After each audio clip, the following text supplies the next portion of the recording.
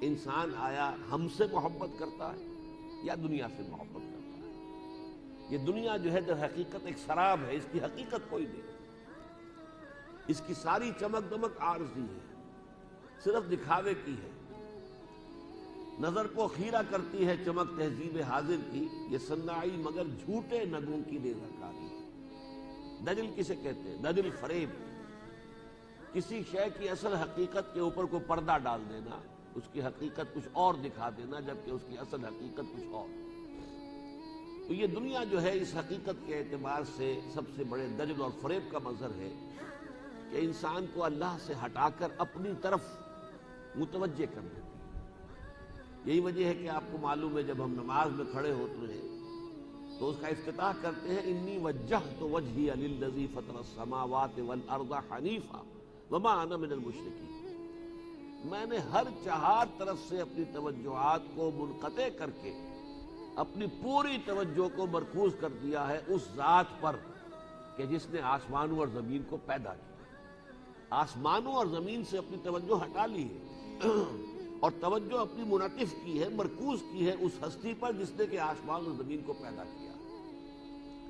اس حوالے سے اس سورہ مبارکہ کا جو پہلا رکوع ہے اسی میں ایک آیت آتی ہے اِنَّا جَعَلْنَا مَا عَلَى الْأَرْضِ زِینَةً لَهَا لِنَبْلُوَهُمْ أَيُّهُمْ أَحْسَنُ عَمَلًا، ہم نے اس زمین پر جو کچھ پیدا کیا ہے اسے زمین کی زینت بنا دیا ہے، زیور بنا دیا ہے، زیبائش اور آرائش۔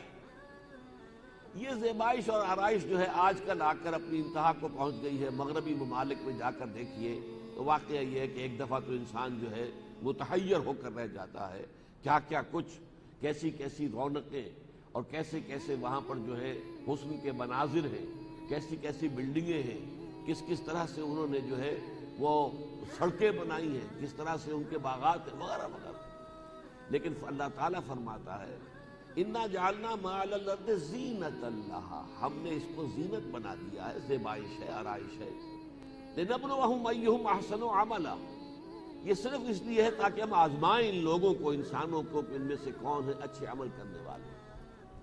وَإِنَّا لَجَاعِلُونَ مَا عَلَيْهَا صَعِيدًا جُرُزًا، ایک وقت آئے گا قیامت والا جبکہ جو کچھ اس زمین پر ہے وہ بالکل چٹیل میدان بن کر رہ جائے گا، نہ یہ سکائی سکریپرز ہوں گے، نہ یہ اونچی اونچی عمارتیں ہوں گی، نہ یہ عالیشان محلات ہوں گے، نہ یہ پہاڑ ہوں گے، بلکہ بالکل صعیداً زلقا، ایک ہوگی چٹیل میدان۔ وہ ہے اصل حقیقت اس دنیا کی، اور یہ ایک عارضی زیبائش اور آرائش ہے۔ اسی طریقے سے سورہ مبارکہ کے آخر میں اسی مضمون کو اس کے جو عملی نتیجہ نکلتا ہے اس کے حوالے سے بیان کیا گیا قُلْ هَلْ نُنَبِّئُكُمْ بِالْأَخْسَرِينَ أَعْمَالًا، اے نبی ان سے کہیے کیا ہم تمہیں بتائیں کہ اپنے عمل، اپنی بھاگ دوڑ، اپنی محنت، اپنی سعی و جہد، اس کے اعتبار سے سب سے زیادہ گھاٹے میں کون لوگ ہیں؟ اخسرین، ایک وہ لوگ ہیں جو خاسرین ہیں، خسارے میں، ایک اخسرین، یہ جو ہے افعال التفضیل، سب سے زیادہ گھاٹے میں کون ہے؟ قُلْ هَلْ نُنَبِّئُكُمْ بِالْأَخْسَرِينَ أَعْمَالًا الَّذِينَ ضَلَّ سَعْيُهُمْ فِي الْحَيَاةِ الدُّنْيَا وَهُمْ يَحْسَبُونَ أَنَّهُمْ يُحْسِنُونَ صُنْعًا، وہ لوگ کہ جن کی ساری بھاگ دوڑ اور محنت اور سعی و جہد اس دنیاوی زندگی ہی کے اندر گم ہو کر رہ گئی، ان کا مطلوب، مقصود، محبوب یہ دنیا، اسی کے لیے بھاگ دوڑ، اسی کے لیے صبح سے شام تک محنت، اسی کے لیے جاگتے ہوئے کام کرنا، اسی کے لیے لیٹے ہوئے سوچتے رہنا، اسی کے پھر رات کو خواب دیکھنا، یہ گم ہو کر رہ گئے۔ جیسے اقبال نے کہا ہے کہ کافر کی یہ پہچان کہ آفاق میں گم ہے، اور مومن کی یہ پہچان کہ گم اس میں ہے آفاق۔ یہ اصل میں یوں سمجھیے کہ مرکزی مضمون بنتا ہے سورہ مبارکہ کا۔ اسی کے لیے ایک تمثیل لائی گئی ہے، اور یہ ہے سورہ کہف کا 5واں رکوع۔ اسے یہ بھی کہا جا سکتا ہے کہ یہ تمثیل ہے، اور یہ بھی کہا جا سکتا ہے کہ واقعتاً ایک واقعہ ہے جسے کہ اللہ تعالیٰ بیان فرما رہے ہیں، ایک واقعے کی شکل میں یہ صورت سامنے آئی اور اسے اللہ تعالیٰ یہاں بیان فرما رہے ہیں۔ اس سے جو حقیقت خاص طور پر واضح ہوتی ہے وہ یہ ہے کہ ایک شرک وہ بھی ہے جس میں نہ کسی دیوی دیوتا پر ایمان ہو، نہ کسی اور کو جو ہے اللہ کے ساتھ شریک کیا جائے، اور قطعاً جو ہے اس میں شرک کے کوئی آثار نظر نہ آتے ہوں، کوئی اس کی علامتیں نہ ہوں جنہیں ہم شرک سمجھتے ہیں، نہ کسی معبود کو پکارا جا رہا ہے، نہ کسی کو سجدہ کیا جا رہا ہے، اس کے باوجود وہ شرک ہے۔ وہ شرک کیا ہے؟ اس دنیا میں جو مادی وسائل ہیں ان پر انسان کا توکل اور اعتماد اتنا ہو جائے کہ یقین کی کیفیت پیدا ہو جائے کہ انہی اسباب کے بل پر یہ سارا معاملہ جو ہے، یہ نظام عالم چل رہا ہے، اور انہی کے حوالے سے در حقیقت یہ روز و شب کا سارا نظام چل رہا ہے۔ گویا کہ انسان اللہ سے محجوب ہو جائے، مسبب الاسباب سے محجوب ہو جائے، مسبب الاسباب سے پردے میں آ جائے، اوٹ میں آ جائے، اور اس کی ساری توجہ، سارا اعتماد، سارا توکل، سارا انحصار، سارا یقین صرف اسباب پر، مادی اسباب پر ہو کر رہ جائے۔ گویا کہ اس نے مادے کو اللہ کا شریک ٹھہرا دیا۔ یہ گویا کہ اس دور کا ہی جان لیجئے، اس دور کا سب سے بڑا شرک یہ ہے۔ بلکہ میں یہ کہہ سکتا ہوں کہ دو شرک ہیں کہ جو اس دور کے سب سے بڑے شرک ہیں، اس لیے کہ وہ شرک جو تھا نا، کوئی دیویوں کو ماننا، وہ زمانہ گزر گیا۔ اب آپ کو معلوم مغربی دنیا میں کس دیوی اور دیوتا کو کوئی مانتا ہے؟ لے دے کے کہہ سکتے ہیں کہ حضرت مسیح کو خدا کا بیٹا کہتے ہیں، وہ بھی بڑے استعاراتی انداز میں کہتے ہیں، ورنہ وہ تو اپنے آپ کو کہتے ہیں کہ ہم تو مونوتھیسٹ ہیں، ہم موحد ہیں، ہم ایک ہی خدا کے ماننے والے ہیں۔ وہ ایک بڑا گورکھ دھندا ہے، ایک میں تین، تین میں ایک معمہ ہے سمجھنے کا نہ سمجھانے کا، لیکن دعویٰ ان کا یہی ہے کہ ہم مونوتھیسٹ ہیں۔ یہ در حقیقت تین مذاہب جو ہیں، یہودیت، عیسائیت اور اسلام، یہ سب کے سب در حقیقت توحیدی مسائل یہ کہتے ہیں۔ باقی ہندوستان میں بھی اب دیویوں کے پوجنے والے کون سے رہ گئے؟ پڑھے لکھے لوگ تو نہیں پوجتے، شاید بہت ہی گھٹیا قسم کے جو لوگ ہیں بیچارے غریب عوام دیہات کے اندر، وہ مندروں میں جاتے آتے ہوں، اللہ اللہ خیر صلی اللہ، ورنہ ختم ہوا دور۔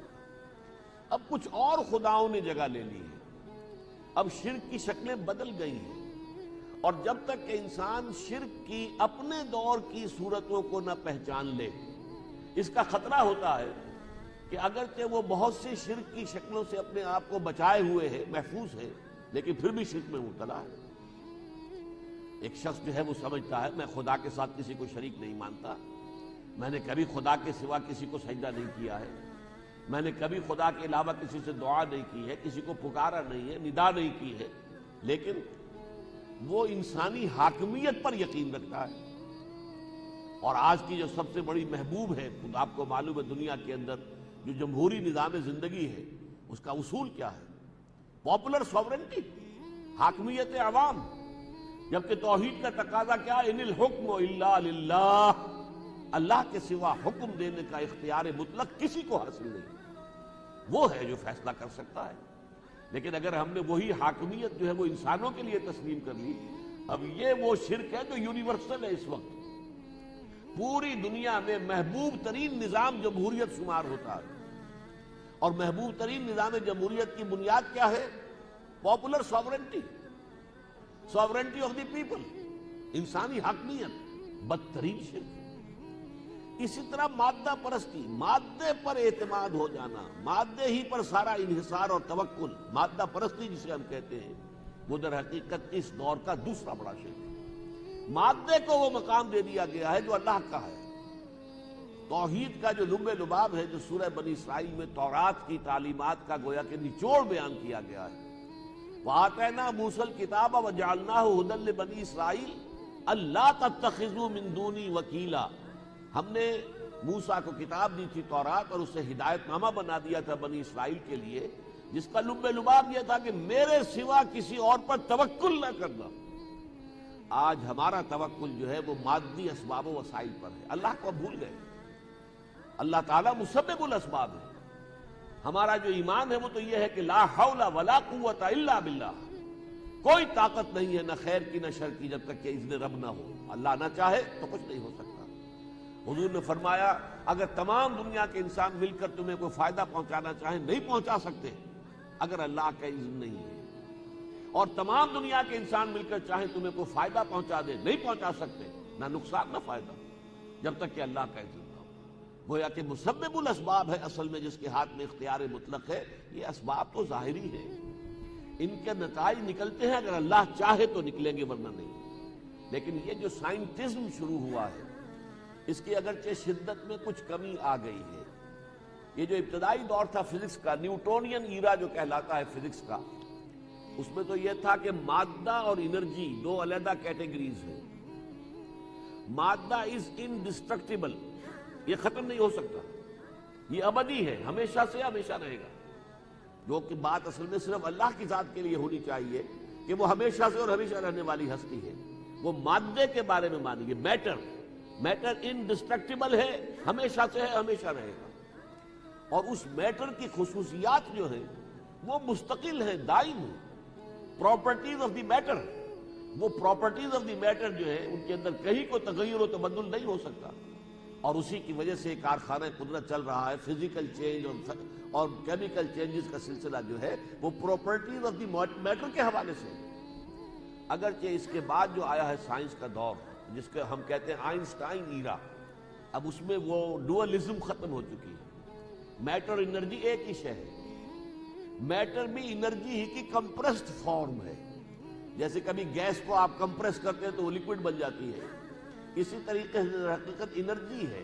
وہ الیکٹرانز اور پروٹونز کی شکل میں، نیوٹرونز کی شکل میں، اس نے ایٹم کی شکل اختیار کی ہے، ایٹموں نے مالیکیول کی. یہ سب کیا ہے؟ یہ حرکت ہے، انرجی ہے، اور کچھ بھی نہیں. میٹر تو ہے ہی نہیں، میٹر کی تو وفات واقع ہو گئی. لیکن یہ کہ ہمارے ہاں آئے تھے گائی صاحب، یہ جو بہت بڑے ایک مفکر ہیں، مصنف ہیں، میں پورا نام ان کا بھول رہا ہوں. تو وہ کسی صاحب کو یاد ہے جو لیکچرر آئے تھے لاہور میں، جی گائیٹن. تو انہوں نے بڑی خوبصورت بات کہی تھی.